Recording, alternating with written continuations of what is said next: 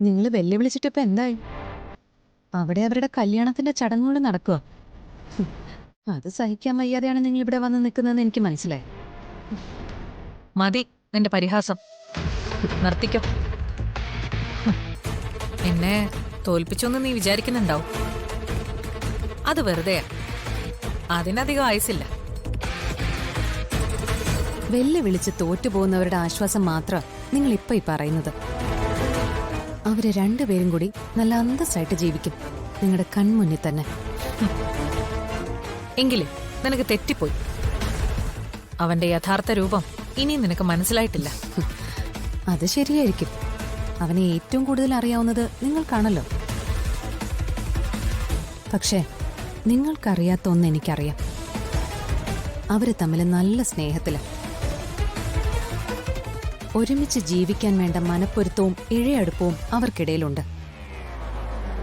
Chicken box പിടിച്ചു കിടന്നപ്പോ ഞാനത് മനസ്സിലാക്കിയിട്ടുള്ളതാ. അതുകൊണ്ട് ഈ ചടങ്ങ് നടത്താൻ ഞാൻ മുൻകൈയെടുത്തത്. അവളെടുത്ത് മടി വെച്ചിരിക്കുന്നത് തീക്കനലിനെയാണെന്ന് താമസിയാതെ അവൾക്ക് മനസ്സിലാവും. ഈ സന്തോഷമെല്ലാം അന്ന് അവസാനിക്കും. എന്താ സംഭവിക്കാൻ പോകുന്നെന്ന് നമുക്ക് കാണാം. കാണാൻ പോകുന്ന കാഴ്ചയെ നീ വിചാരിക്കുന്നതല്ല. അവളുടെ ജീവിതം കത്തിയിരിയാനാ പോകുന്നത്. ഇനി ഇവിടുന്ന് അങ്ങോട്ട് അവളുടെ ജീവിതത്തിൽ സംഭവിക്കുന്നതിനൊക്കെ നീ മാത്രമായിരിക്കും ഉത്തരവാദി.